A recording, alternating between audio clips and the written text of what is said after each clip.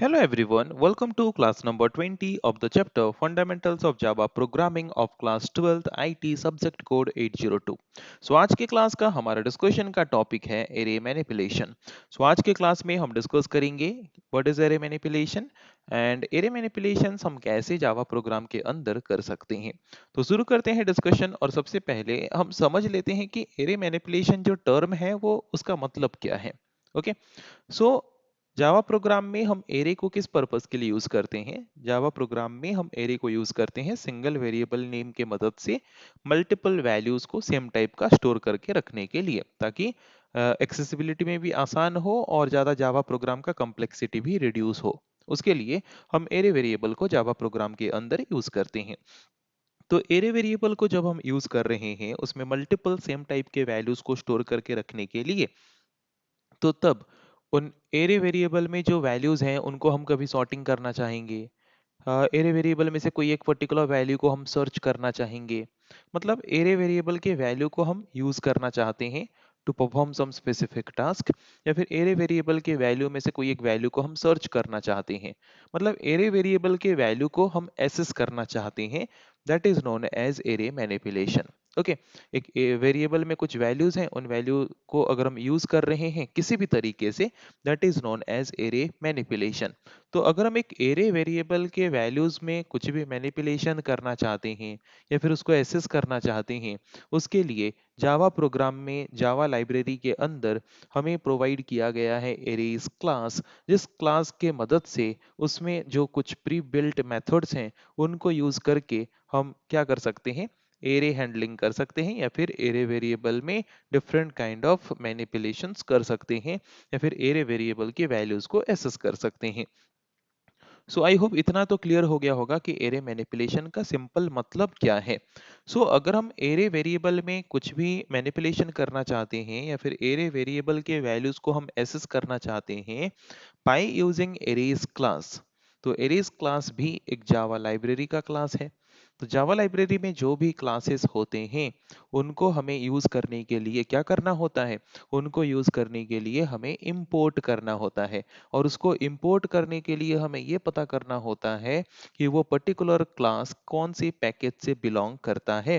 तो जैसे कि स्कैनर क्लास जिसके बारे में हमने लास्ट क्लास में डिस्कस किया था, वो भी यूटिल पैकेज से था, वैसे एरेज क्लास जो है वो भी जावा के यूटिल पैकेज से बिलोंग करता है।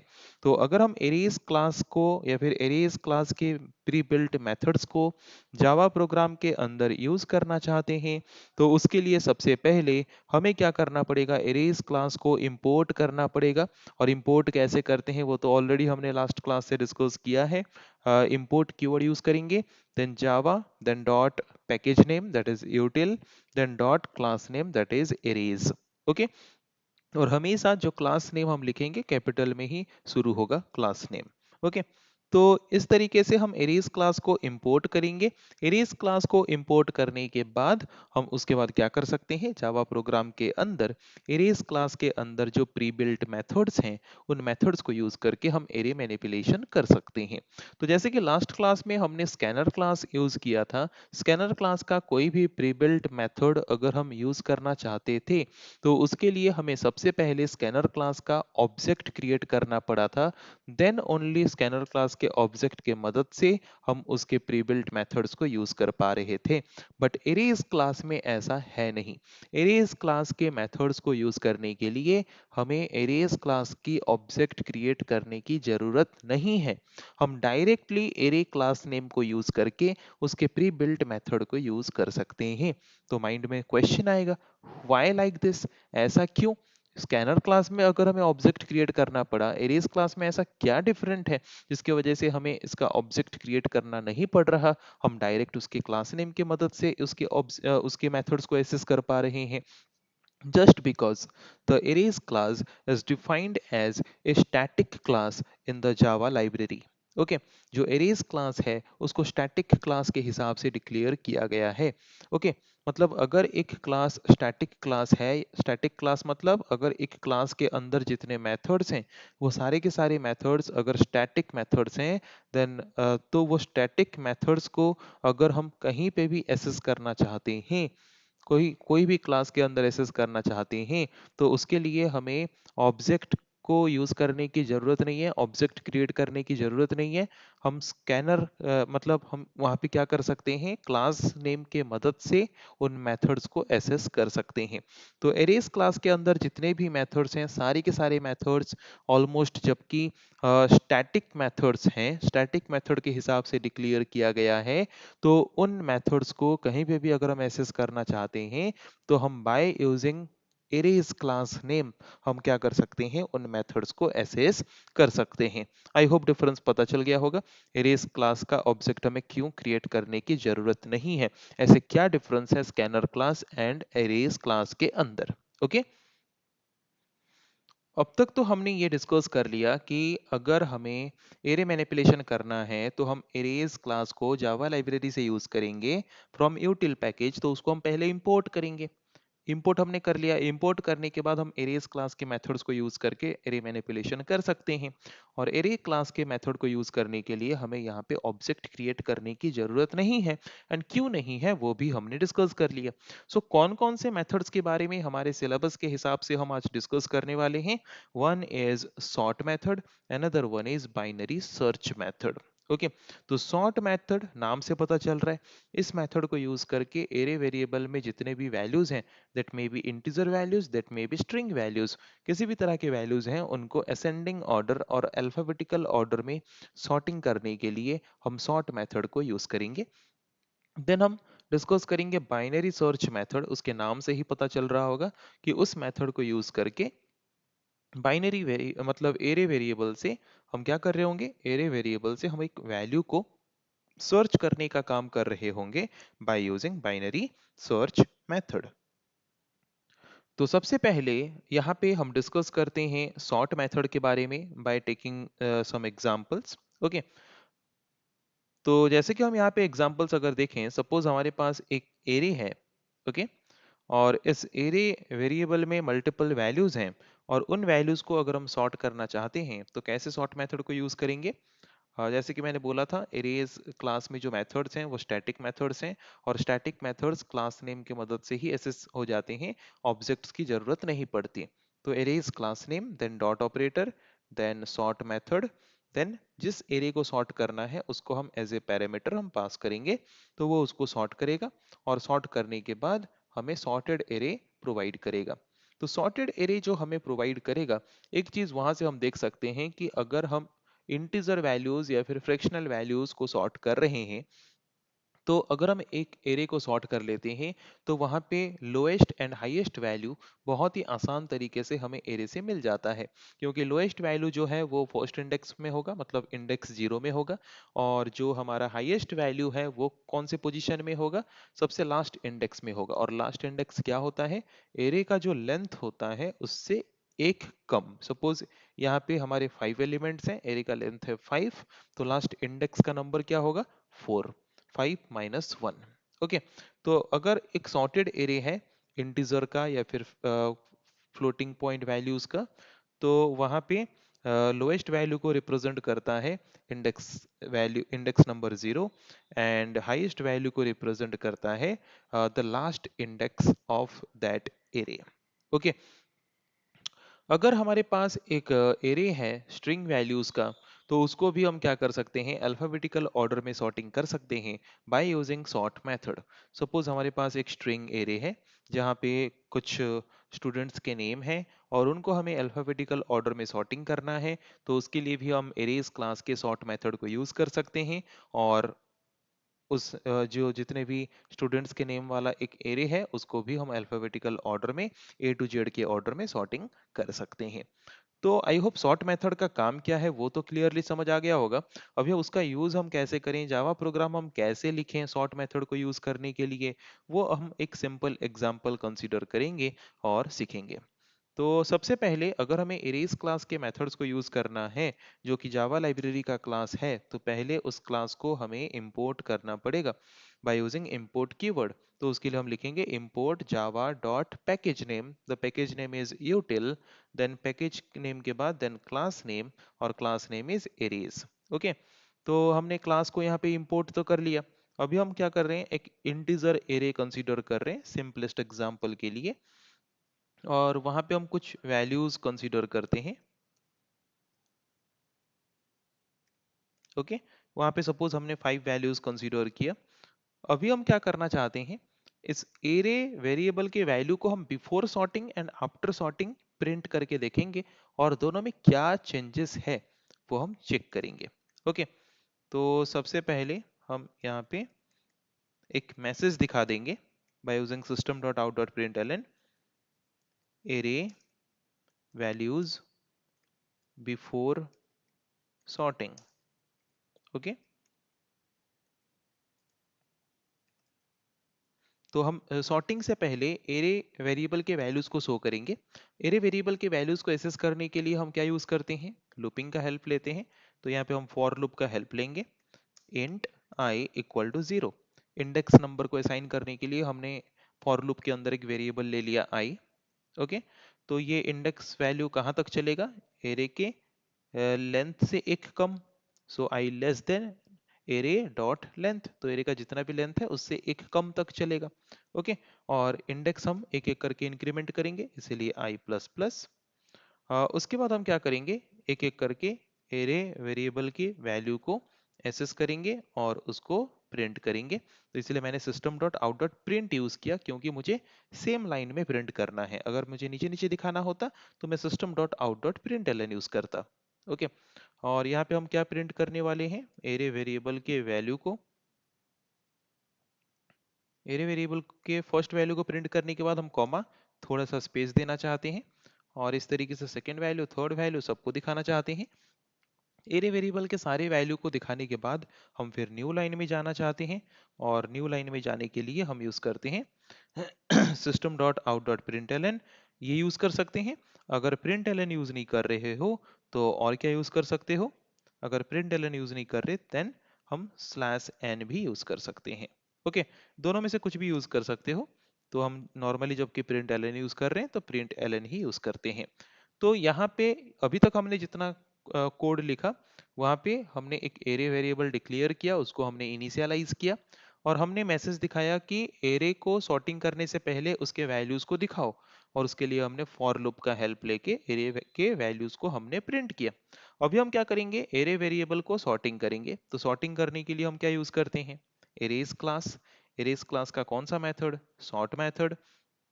सॉर्ट मेथड के अंदर हम पैरामीटर या फिर आर्गुमेंट क्या देंगे, वो एरे जिस एरे को हम सॉर्टिंग करना चाहते हैं। उस एरे को सॉर्टिंग करने के बाद फिर हम क्या करेंगे, उस एरे को सॉर्टिंग करने के बाद हम अगेन वैल्यूज प्रिंट करेंगे, array values after sorting. Okay, तब ना हमें चेंजेस दिखेगा, है कि नहीं। बिफोर सॉर्टिंग तो हमने प्रिंट कर लिया, फिर हमने सॉर्ट किया, सॉर्ट करने के बाद आफ्टर सॉर्टिंग एक्चुअल में सॉर्टिंग हुआ है या नहीं वो हम देखना चाहते हैं। तो उसके लिए हमने यहाँ पे कोड लिख लिया है। अभी हम इसको रन करके देखते हैं। तो हम देख सकते हैं एरे का वैल्यू बिफोर सॉर्टिंग 56, 34, 87, 13, 59 बिल्कुल भी सॉर्टेड ऑर्डर में नहीं है। पर सॉर्टिंग होने के बाद हम देख सकते हैं मतलब असेंडिंग ऑर्डर में सॉर्टिंग हो चुका है 13, 34, 56, 59, 87। Okay, so I hope sort method का यूज हम कैसे कर सकते हैं। जैसे कि हमने यहाँ पे इंटीजर वैल्यूज को सॉर्ट किया, एग्जैक्टली सेम तरीके से हम floating values means fractional values को भी, डेसिमल वैल्यूज को भी सॉर्टिंग कर सकते हैं, एज वेल एज हम स्ट्रिंग वैल्यूज को भी एरे का सॉर्टिंग कर सकते हैं एग्जैक्टली सेम तरीके से जैसे अभी हमने यहाँ पे किया है। ओके, अभी हम देखेंगे एरे मैनिपुलेशन का दूसरा मेथड। सॉर्ट मेथड के बारे में तो हमने जान लिया, दूसरा मेथड जो है that is binary search method. इसका काम क्या है, मैंने शॉर्टली एक लाइन में ऑलरेडी बोला था। Binary search method is used to search a value, a specific element from the array variable. Array variable में से अगर हम एक स्पेसिफिक एलिमेंट या फिर स्पेसिफिक वैल्यू को सर्च करना हो, to search that specific value we can use binary search method। Okay, but एक चीज ध्यान रखना कि बाइनरी सर्च मेथड जो है वो एरे वेरिएबल से वैल्यू को सर्च तभी कर पाएगा अगर वो एरे वेरिएबल में जितने भी वैल्यूज हैं वो अगर प्रॉपर सॉर्टेड ऑर्डर में हैं तो। ओके, तो एरे वेरिएबल में वैल्यूज को प्रॉपर सॉर्टेड ऑर्डर में रखने के लिए तो हमने सॉर्ट मेथड का यूज करना सीख लिया। तो प्रॉपर ऑर्डर में सॉर्टिंग होने के बाद हम अभी क्या करना चाहते हैं, एरे वेरिएबल से कुछ वैल्यू को सर्च करना चाहते हैं कि वो एरे वेरिएबल में कौन से इंडेक्स में है, कितने नंबर इंडेक्स में है। तो कैसे यूज करेंगे उसको, सपोज हमारे पास एक एरे है, सॉर्टेड एरे, और हम उस एरे से जिस वैल्यू को फाइंड करना चाहते हैं उसको एक वेरिएबल में स्टोर करेंगे। देन हम उस वैल्यू को जब फाइंड करेंगे by using binary search, find करने के बाद वो क्या रिटर्न करेगा, इंडेक्स नंबर, कि कितने नंबर इंडेक्स में वो वैल्यू है। तो उसको स्टोर करने के लिए हमें और एक वेरिएबल यूज करना पड़ेगा, और इंडेक्स नंबर इंटीजर है इसीलिए हम इंटीजर वेरिएबल एक डिक्लेयर करेंगे इंडेक्स नंबर को स्टोर करने के लिए। देन अरेज क्लास के बाइनरी सर्च मेथड को यूज करेंगे एंड आर्गुमेंट के हिसाब से पास करेंगे array name and the key value that we want to search, okay, then semicolon, okay। तो उसके से वो क्या करेगा, 346 कितने नंबर इंडेक्स में है, 0 1 2 3, सो वो रिटर्न करेगा इंडेक्स वैल्यू 3, जिसको हम एज ए आउटपुट प्रिंट करके दिखा भी सकते हैं, ओके। तो ये जो हमने एग्जांपल लिया था सॉर्टिंग करके एरे को दिखाने वाला, तो यहाँ पे एरे को तो हमने सॉर्टिंग कर लिया है, पहले सॉर्टेड नहीं था, हमने उसको सॉर्टिंग किया।